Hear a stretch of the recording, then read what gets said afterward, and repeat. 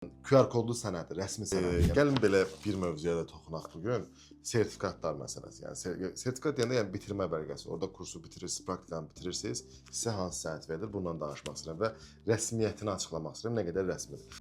Baxın, bizim istənilən praktikanın sonunda sizə bitirmə bəlgəsi verilir, sertifikat verilir və bunun QR kodlu sənədi, rəsmi sənəd. Yəni bu QR kodu oxudanda Azərbaycanla əlaqəsi yoxdur bu QR kodun. Bu QR kod birbaşa Türkiyənin e-Devlətində, sizin e-Evraqında sizin həmin o sənəd çıxır. Bir də divarda, elə divarımızda belə deyək də güşəmiz var.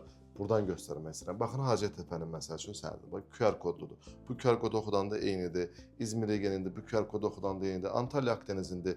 QR kodu oxutsaz eynidir. Yəni gəlib ofisimizdə hər hansısa bir istədiyiniz sertifikatın QR kodunu oxudub baxa bilərsiniz və yaxud da gəlib getmiş həkimlərdən, tələbələrdən maraqlana bilərsiniz. Bax, burada eyni qayda sertifikatlar var. Ankara Tibbin var, QR kodludur.